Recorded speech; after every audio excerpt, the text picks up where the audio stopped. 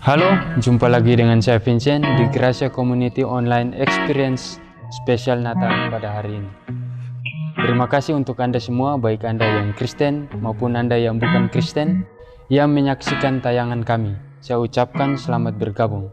Kepada yang Kristen, saya ucapkan selamat hari Natal. Semoga damai dan sukacita melingkupi kita semua. Natal tahun ini walaupun di tengah pandemi yang masih ada, tetapi syukur kepada Tuhan, di Indonesia angka penularan virus COVID-19 makin menurun, sehingga kita umat Kristen bisa beribadah dan merayakan Natal secara onsite walaupun dengan jumlah yang terbatas dan protokol kesehatan yang ketat. Apresiasi yang luar biasa untuk pemerintah Indonesia yang begitu cepat dan tepat dalam menangani pandemi ini. Pada hari ini juga tidak terasa kita sudah berada di penghujung tahun 2021. Dan beberapa saat lagi kita masuk di tahun 2022. Bersyukur di tahun ini kita bisa melewati dengan baik dan kita diberikan hidup serta kesehatan. Dan mari kita songsong tahun 2022 dengan penuh semangat dan antusias. Untuk informasi, ibadah awal tahun Gracia Community Purwokerto akan diadakan pada tanggal 2 Januari 2022 pada hari Minggu yang diadakan 2 kali, yaitu sesi 1 pukul 7 pagi, sesi 2 pukul 9 pagi. Dan untuk teman-teman semua bisa mulai melakukan pendaftaran di gereja. Karena kita masih melakukan ibadah dengan jumlah yang terbatas dan prokes yang ketat, tujuannya adalah untuk mendukung anjuran pemerintah, serta pastinya untuk kebaikan kita semua. Dan bagi teman-teman yang belum bisa datang di ibadah onsite, kami tetap tayang di channel YouTube Gracia Community Online Experience setiap hari Jumat pukul 18.30. 1 adalah tema renungan Natal kita hari ini yang akan disampaikan oleh Pastor Jason. Kita akan saksikan selengkapnya. Namun sebelumnya, Okto akan menyapa kita semua dan dilanjutkan dengan rekan saya Yosi, Bianca, dan Betty yang akan menyanyikan sebuah lagu.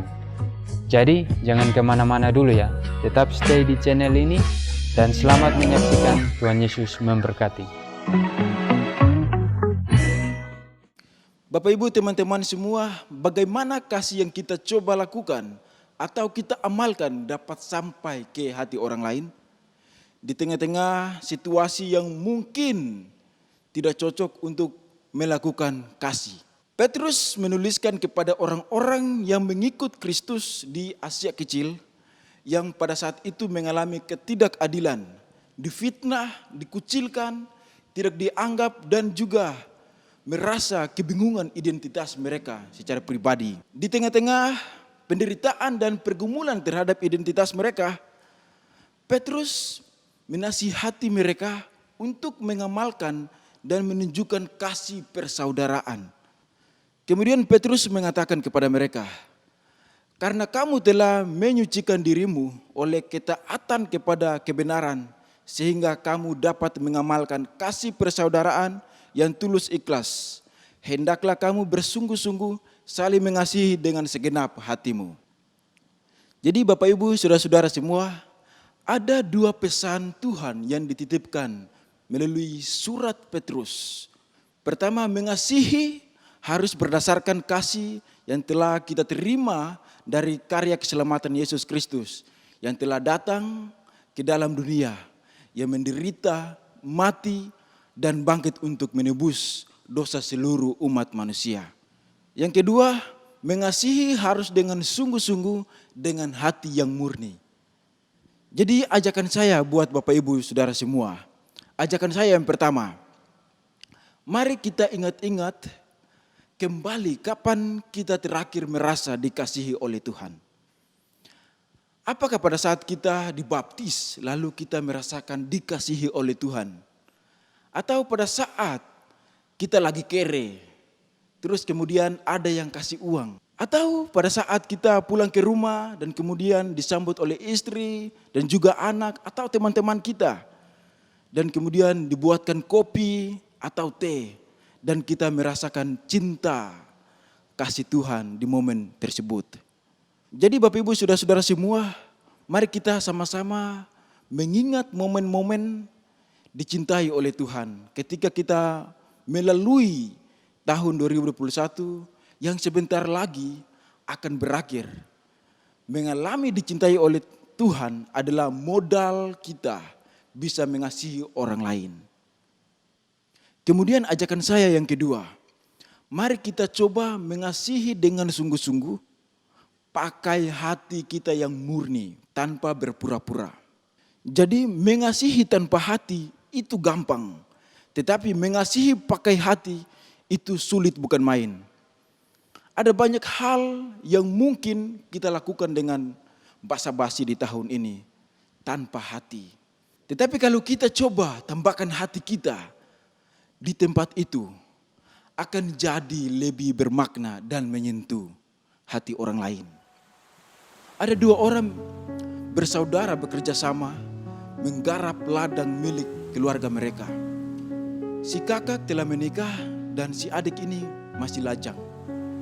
Ketika musim panen tiba, mereka selalu membagi hasil sama rata. Pada suatu hari si adik ini berpikir bahwa kebutuhannya itu tidak terlalu banyak. Sedangkan kakaknya sebetulnya lebih banyak membutuhkan. Apalagi dia sudah berkeluarga, sudah ada istri dan anak. Dan kemudian si adik ini diam-diam menaruh hartanya ke tempat milik kakaknya itu. Di sisi lain kakaknya juga berpikir ternyata sama dengan adiknya. Justru adiknya itu tak punya siapa-siapa. Tak ada yang peduli jika nanti dia tua. Kemudian secara diam-diam juga kakaknya menaruh harta miliknya ke tempat adiknya itu. Selama bertahun-tahun kedua saudara ini tidak saling tahu.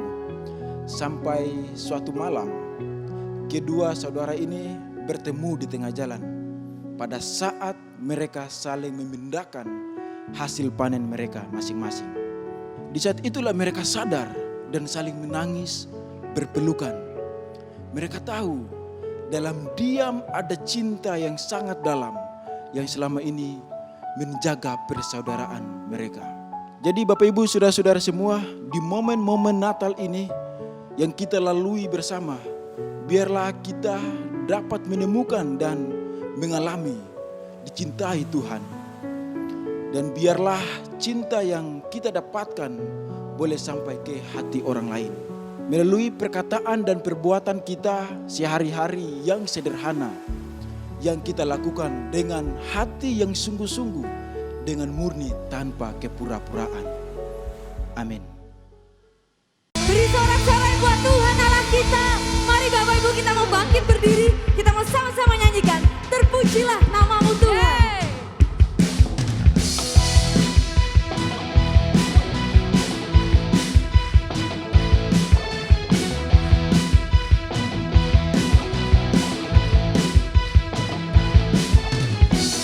Terpujilah namamu Tuhan, kuat dan penuh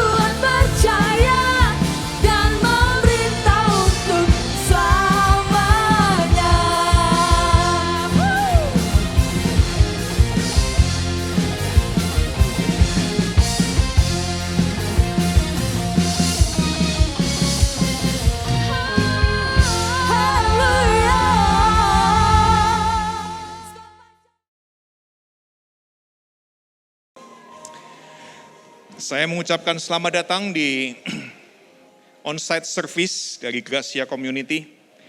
Selama 1 tahun, 7 bulan, bahkan 8 bulan kita jarang bertemu. Jadi saya juga pangling sekali melihat banyak rekan-rekan remaja yang dulunya kecil-kecil, sekarang udah gede-gede. Jadi bagi Bapak Ibu Saudara-saudara yang juga pangling, lihat saya buka masker saya sebentar, boleh? Nanti cek ya, bener nggak masih saya? Oke. Nah sekarang silakan toleh ke kanan kirinya. Nggak bisa senyum, main mata aja, kedipin mata yang genit. Jadi tadi Denny benar sekali bahwa godaan kita sekarang ini bagi orang-orang yang beribadah itu adalah ranjang dan bantal. Karena kita bisa menyaksikan segala macam model ibadah di atas ranjang bersama dengan bantal kita. Nah 1 tahun 9 bulan ini saya pribadi mengalami keprihatinan pada saat mengalami pandemi. Saya juga merasakan stresnya. Saya ingat beberapa bulan yang lalu pada saat kita itu menghadapi virus Delta, Joel cerita bahwa papa mama temannya meninggal karena COVID. Papa mamanya berdua meninggal karena COVID. Mendengar berita tersebut, saya, Inge, dan Joel kami sungguh terenyuh hati ini. Kami kepingin bantu, tapi tidak ada yang bisa kami lakukan. Beberapa waktu kemudian dia cerita lagi, salah seorang temannya yang sama-sama baru lulus dari SMA di Penabur, Jakarta, ternyata kena kanker jantung dan juga meninggal.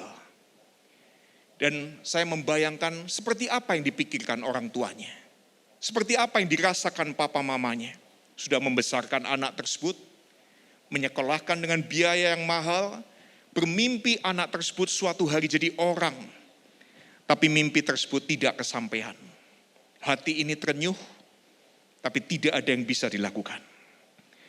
Saya berasumsi, tetapi saya yakin hampir semua kita sore hari ini, kita kepingin terlibat membantu kekacauan yang terjadi di dunia ini, di negara ini, bahkan di kota kita. Bukan cuma itu, kita juga kepingin terlibat membantu kekacauan yang dialami oleh salah seorang keluarga kita atau teman dekat kita.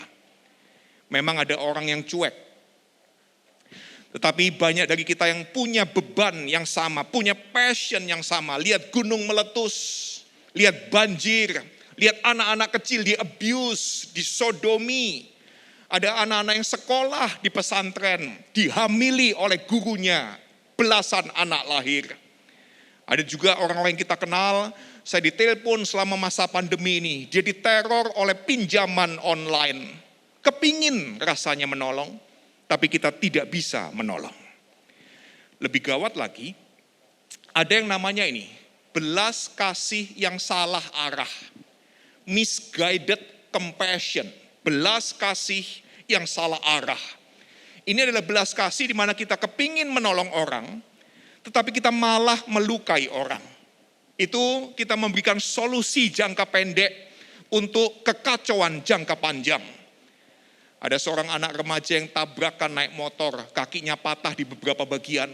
Saya bersama dengan beberapa teman kemudian mengumpulkan sejumlah dana. Kalau saya tidak salah ingat sekitar 10 atau 12 juta. Kemudian kita datang ke orang tuanya dan bilang, Pak, ini dana untuk operasi kaki anak Bapak. Dia senang sekali terimanya, kemudian dioperasi anak tersebut. Tapi dokternya bilang ini perlu 5-6 kali operasi baru beres. Tapi compassion kami cuma sampai di situ, cuma sampai 10 juta, 12 juta itu. Dan setiap kali saya bertemu dengan anak tersebut, hari ini sudah dewasa dia, kakinya belum sempurna dan masih bengkok parah. Itu misguided compassion. Belas kasih yang salah arah, di mana kita memberikan solusi jangka pendek untuk kekacauan jangka panjang. Nah, pendeta seperti saya, kan sering dicari orang kalau ada problem. Investasi macet, carinya pendeta. Pas investasi untung gak dicari kita. Begitu stuck, dicari saya. Pernikahan punya problem, nyarinya siapa? Pendeta. Kalau bulan madu, pendeta nggak pernah diajak. Padahal kalau diajak, saya nggak bakal ganggu, saya bulan madu sendiri. Ada suami lupa ulang tahun istrinya. Nanya pendeta, gimana ya Pak caranya ingat ulang tahun istri? Saya ingat satu cara, satu tips. Jadi bagi para suami yang sudah lama menikah dan kemudian lupa hari ulang tahun istrinya, ini tips manjur. Kan kalau kita pacaran kan 1 tahun loh ya, masih pacaran, calon suami pacar, laki kasih cewek pacarnya berapa kali hadiah? 6 kali. Begitu menikah kita lupa kasih hadiah. Nah ini short term tips, ini tips jangka pendek bagi suami-suami yang lupa ulang tahun istrinya. Saya yakin Anda akan bebas dari masalah kalau Anda ngomong kayak gini. Darling, atau apapun lah, sweetheart, maduku, ya honey. Bagaimana aku bisa ingat hari ulang tahunmu, uang kamu gak pernah kelihatan tua. Gitu ya. Nah, jadi nanti coba ya suami-suami ya. Tetapi saya kasih tips tambahan. Para suami cuma bisa coba hal tersebut 1 kali. Jangan 2 kali. Lebih dari 1 kali Anda coba tips tersebut, Anda akan menyesal seumur hidup. Nah jadi melihat problem yang ada di sekitar kita, kita kepingin nolong. Tapi tidak bisa. Nah tapi untuk menghibur kita semua, memang gak ada yang kita bisa lakukan. Bahkan kalau kita punya banyak harta sekalipun, tidak ada yang bisa kita lakukan untuk menolong semua orang. Bulan Juli 2021, salah seorang rekan pelayan di The City Light Jakarta meninggal karena COVID. Saat itu sulit ambulan, sulit kuburan, kami coba tolong pun gak bisa. Salah seorang kakak teman saya, di saat gawat-gawatnya COVID, dia sampai kehabisan oksigen, ini orang cukup kaya. Cari di mana-mana, sampai hubungin direktur-direktur rumah sakit yang dikenal, pun kekayaan tidak bisa mendatangkan tabung oksigen saat itu. Jadi punya uang pun ada masa-masa kita sulit untuk bisa terlibat menolong orang lain dan juga menolong diri kita sendiri. Jadi bagaimana kita bisa mengalami kabar baik dari Tuhan dan menjadi kabar baik bagi orang lain. Saya mau cerita sebuah cerita yang diceritakan Lukas. Suatu saat Lukas menceritakan Tuhan Yesus ke kampung halamannya namanya Nazaret. Dan kemudian Yesus saat itu sudah menjadi seorang rabi, dia membuka kitab suci. Orang Ibrani dan dia buka kitab Yesaya. Dan kemudian Yesus membacakan kalimat ini. Ini sebuah kalimat kabar baik bagi orang Yahudi. Tuhan Yesus berkata seperti ini. Roh Tuhan ada padaku, oleh sebab ia telah mengurapi aku untuk menyampaikan kabar baik kepada orang-orang miskin, dan ia telah mengutus aku untuk memberitakan pembebasan kepada orang-orang tawanan, dan penglihatan bagi orang-orang buta, untuk membebaskan orang-orang yang tertindas, untuk memberitakan tahun rahmat Tuhan telah datang.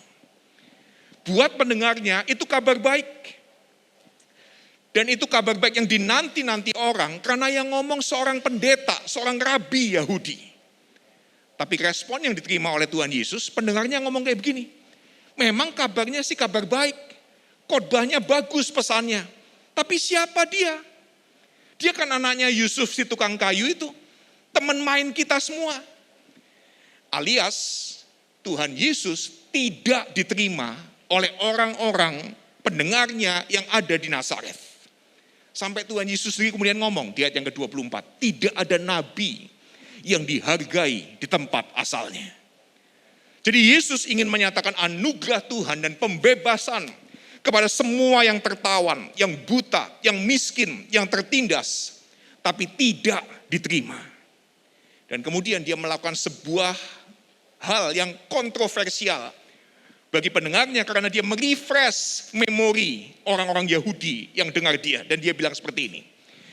Di zaman Elia, banyak janda di Israel yang kelaparan. Tapi para janda yang berkebangsaan Israel yang kelaparan, orang Israel adalah umat Tuhan, para jandanya kelaparan justru tidak ditolong oleh Nabi Tuhan Elia.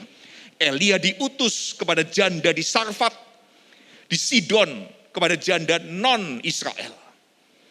Wah, pendengarnya panas hati tuh. Sama seperti kita merayakan Natal, kalau kita yang Kristen kita berharap Tuhan menolong kita. Tapi justru di Natal yang kita rayakan bagi orang Kristen, Tuhan malah menolong orang non-Kristen. Panas hati enggak kita? Tuhan Yesus kemudian lanjutkan. Kemudian di zaman Elisa, banyak orang Israel yang kusta, tapi tidak ditahirkan. Justru yang ditahirkan Naaman, orang non-Israel, orang Syria itu. Nah, dua peristiwa tersebut, sampai hari ini, kalau Bapak Ibu Saudara-saudara pergi ke Israel, tanya sama orang Yahudi, itu dua momen sejarah yang terkenal, di mana Tuhan Allah memberikan berita pembebasan kepada bangsa Yahudi. Tapi dengan cara seperti ini, Tuhan memilih satu orang asing untuk disembuhkan. Tuhan memberkati satu orang asing.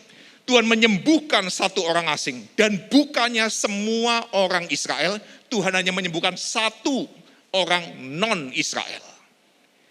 Akibatnya ini yang terjadi. Mendengar itu sangat marahlah semua orang di rumah ibadah itu. Dan mengarak Tuhan Yesus ke lereng gunung, mau dilempar dari tebing gunung yang tinggi. Kenapa kok mereka marah? Karena ini. Mereka lupa siapa diri mereka. Mereka adalah umat pilihan Tuhan yang punya tanggung jawab memberitakan kabar pembebasan. Memberitakan tahun rahmat Allah bagi semua orang yang lain. Tapi bangsa Israel mengalami sulitnya menjadi pemberita kabar baik. Mereka harus dijadikan budak di Mesir. Mereka ditawan di Babelonia. Dan karena sulit, mereka tidak bisa melayani semua orang. Akhirnya apa yang terjadi? Mereka stop melayani. Mereka cuma mikirin diri mereka sendiri. Jadi ini pesan buat kita semua sore hari ini. Kita semua dianugerahi oleh Tuhan untuk menganugerahi orang lain yang berbeda dengan kita. Kita diberi anugerah oleh Tuhan, kesehatan, kekuatan, talenta, skill, potensi dan sebagainya. Untuk memberikan anugerah tersebut kepada orang lain yang berbeda dengan kita. Tuhan cinta kita. Untuk apa? Untuk mengasihi orang lain yang berbeda dengan kita. Tuhan menerima kita. Untuk apa? Untuk menerima orang lain yang berbeda dengan kita. Beberapa di antara kita diberi talenta, dokter, ngerti betul dunia medis. Untuk apa sih kita ngerti dunia medis? Untuk menjadi dokter bagi yang sakit. Kita dikasih tahu, kita diberi anugerah tahu hukum, perdata, pidana, perusahaan, personal, tahu betul. Untuk apa? Untuk memberikan keadilan bagi orang yang menghadapi ketidakadilan. Jadi ini selingan buat kita semua yang Kristen.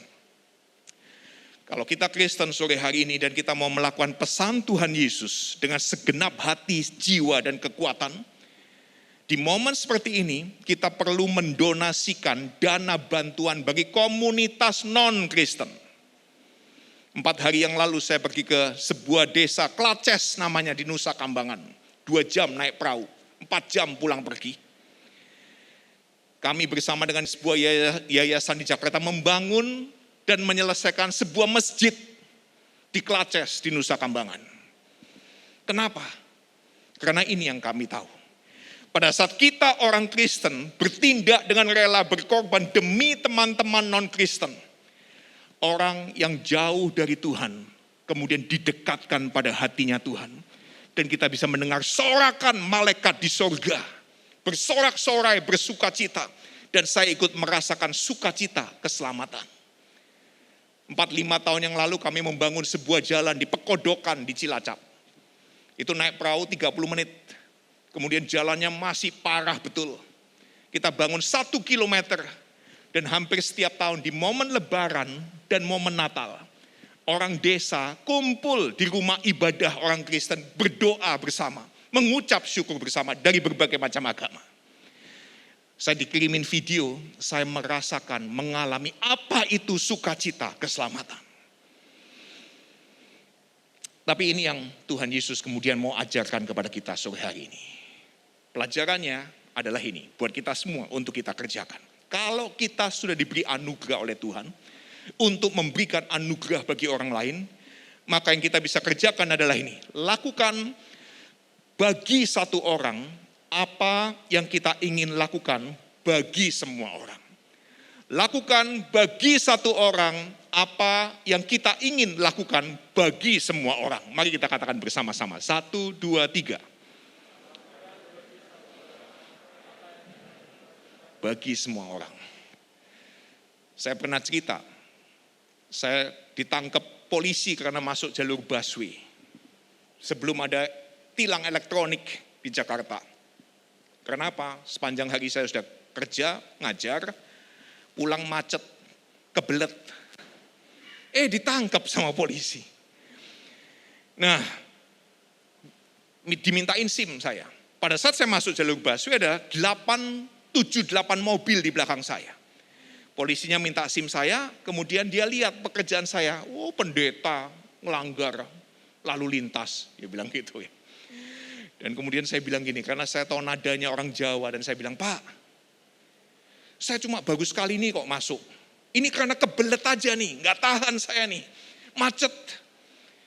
Tapi Pak polisinya bilang begini, dan saya minta, lepasin saya lah Pak, cuma bagus sekali kok. Tapi Pak polisinya bilang seperti ini, kalau saya lepasin Pak pendeta, saya harus lepasin semua mobil yang masuk ke jalur busway dong. Dan saya jawab, nggak usah Pak, lepasin saya doang, yang lain tilang aja semua, tangkep aja semua. Saya aja yang dilepasin. Ya. Nah jadi kita suka percaya pada sebuah frase konyol yang kita dengar berkali-kali. Kalimat konyol yang kita dengar bunyinya seperti ini. Kalau kita lakukan untuk satu orang, maka aku harus lakukan untuk semua orang. Gak ada di jagat raya ini, di mana kita lakukan untuk satu orang, maka kita harus lakukan bagi semua orang. Gak ada di kosmik ini.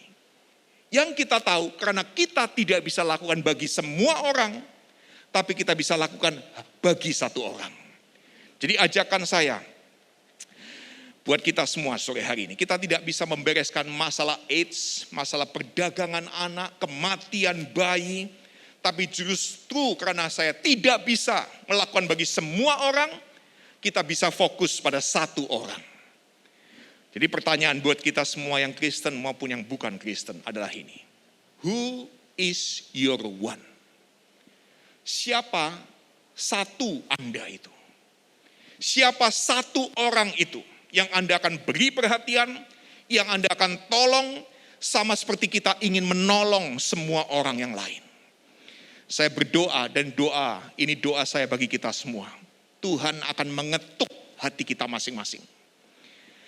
Dan pada saat Tuhan mengetuk hati kita, kita akan mulai melihat wajah seorang ibu yang bergumul dengan kesepian. Kita akan mulai melihat wajah seorang cowok yang tidak tahu identitas hidupnya. Kita akan mulai melihat satu kelompok anak-anak muda yang jiwanya kosong. Kita akan mulai melihat seorang CEO di sebuah perusahaan yang purposeless, tidak tahu kenapa dia bekerja, kenapa dia berkeluarga. Dan Tuhan akan ketuk hati kita, dan kemudian kita berkata, that's my one. Itu satu orangku yang akan aku perhatikan. Itu satu orangku yang akan aku doakan. Dan saya ajak kita merespon untuk melakukan bagi satu orang tersebut apa yang kita ingin lakukan bagi semua orang yang lainnya. Jadi 2 tips. Yang pertama, go deep, bukan go wide. Perdalam, bukan perluas. Luas itu gampang. Kalau saya sore hari ini berkata seperti ini, saya akan doakan Bapak Ibu semua, itu gampang. Tapi begitu saya go deep, itu menantang. Begitu saya berdoa seperti ini, saya akan berdoa untuk Pak Andi. Begitu saya mengatakan kalimat, saya akan berdoa untuk Pak Andi, wajah istrinya muncul dalam benak saya. Wajah anak-anaknya yang kesulitan uang sekolah muncul dalam benak saya. Cicilan yang dia tidak bisa bayar muncul dalam pikiran saya. Jadi begitu saya go deep, itu langsung menantang. Jadi bergaul luas itu gampang. Kita tinggal ikut medsos seseorang, kita like semua tayangan yang dia post, gampang. Tapi pada saat kita menyediakan telinga bagi satu orang, go deep, itu baru menantang. Ada seorang wanita yang 3 kali gagal dalam pernikahannya datang ke gereja yang saya layani di Jakarta. Kalau Tuhan Yesus ketemu dengan wanita yang 5 kali gagal menikah, saya ketemu 3 kali yang gagal menikah. Dia selama 1 tahun datang ke gereja kami, tidak senyum. Disapa tidak mau menyapa balik. Setelah 1 tahun kemudian dia bilang seperti ini, saya mau tes apa betul ada para pengikut Kristus yang bisa menerima seseorang, betul-betul mau mendengarkan, betul-betul mau mendoakan pergumulan orang yang gagal berulang-ulang dalam keluarga. Mendengarkan orang cerita orang seperti itu, mendoakan orang seperti itu going deep, itu challenging, itu sangat menantang. Jadi yang pertama go deep, bukan go wide. Yang kedua long term, bukan short term, jangka panjang, bukan jangka pendek. Ada nggak orang yang menikah short term? Ada, namanya kawin rental, persewaan pernikahan. Ya. Tetapi pernikahan itu long term. Ada suami bilang seperti ini kepada istrinya, kira-kira kamu masih cinta aku nggak kalau aku botak dan tua? Istrinya jawab, sekarang aja kamu masih muda dan gondrong, sulit banget mencintai kamu. Apalagi kalau kamu tua. Nah, pernikahan itu jangka panjang, perlu going deep. Istri tanya kepada suaminya seperti ini, "Pa, kamu masih cinta aku enggak kalau nanti rambutku abu-abu?" Suaminya jawab, "Kenapa enggak? Aku sudah cinta kamu, aku sudah go deep mencintai kamu, dan siap-siap jangka panjang mencintai kamu melewati 8 warna rambut lainnya. Merah, kuning, hijau, oranye waktu kami masih muda. Jadi kalau sudah abu-abu nggak sulit lagi untuk cinta kamu." Jadi pada saat Tuhan mengetuk hati kita tidak akan lagi melihat orang dalam bentuk kategori. Kategori itu berarti kita mengkategorikan orang dalam kategori ini orang miskin, ini orang yang punya mobil, ini orang yang punya pulau, ini orang yang punya pabrik. Tapi pada saat Tuhan mengetuk hati kita mulai lihat wajah seseorang, nama seseorang. Ada gadis muda di tengah-tengah komunitas kita yang habis diputus pacarnya.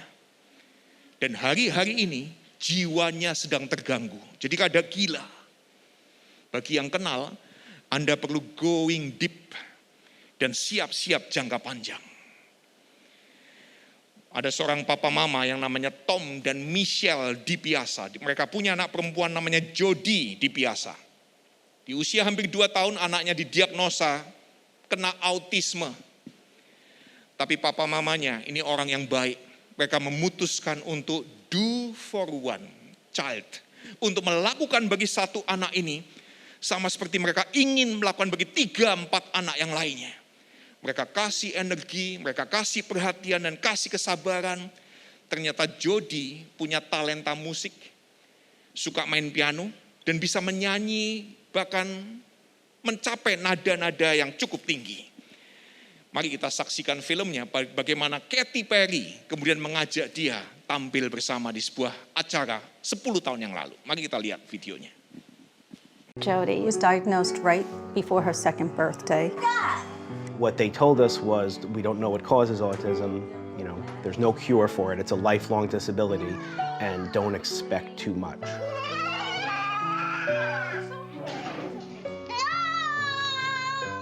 All these dreams we had for her, I had for her, all of a sudden they vanished. At 3 years old, she started school, and she went to a full day of intensive therapy, constant teaching. And then when she came home, she did another 2 hours of therapy in the house. The time that she started with us, she really was barely able to form a sentence, couldn't really speak. Jody would engage in pretty severe tantrums when you disrupted any of her routines, if things didn't go her way. She would become aggressive and she might tip over chairs, tip over tables, cry, scream, very, very distressed.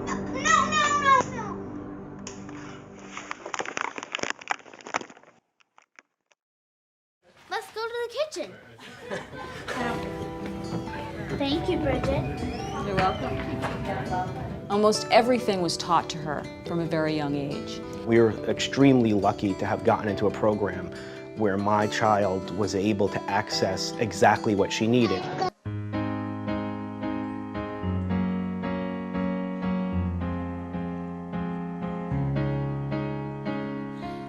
Do you ever feel like a plastic bag drifting through the wind, wanting to start again? Do you ever feel so paper thin, like a house of cards, one blow from caving in? Do you ever feel already buried deep, 6 feet under steam, but no one seems to hear a thing? Do you know that there's still a chance for you, 'cause there's a spark in you? You just gotta ignite the light and let it shine. Just all the night, like the 4th of July. 'Cause baby, you're a firework. Come on, show 'em what you're worth. Make 'em go as you shoot across the sky. 'Cause baby, you're a firework. Come on, let your colors burst. Make 'em go You're gonna be one going even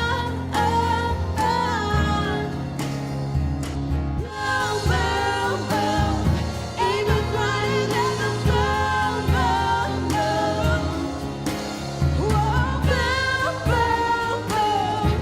even brighter than the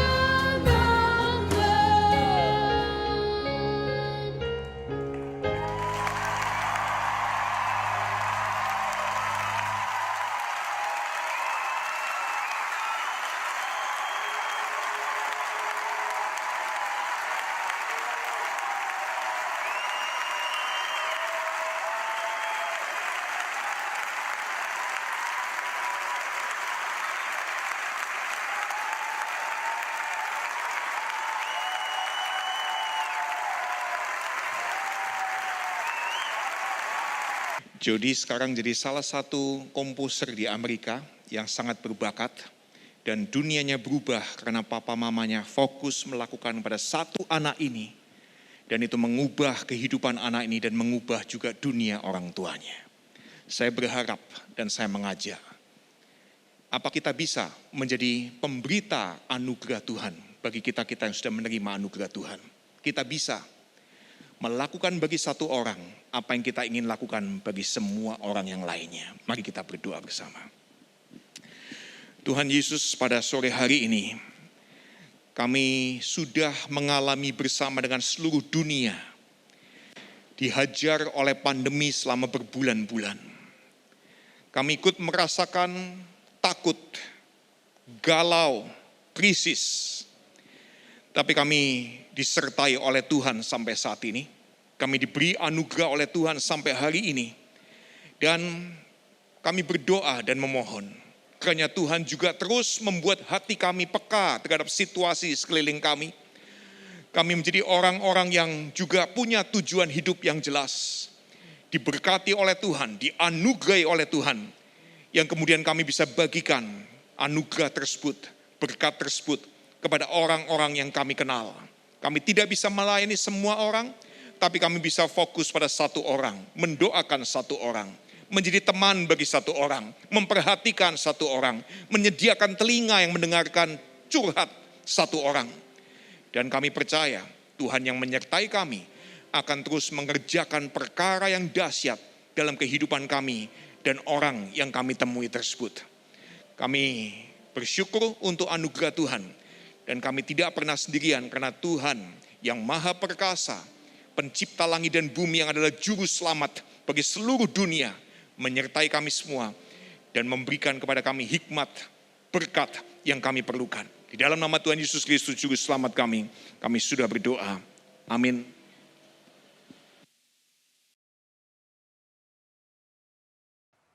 Tonight, when the Savior is born, the bells in heaven start to ring, and all the angels sing.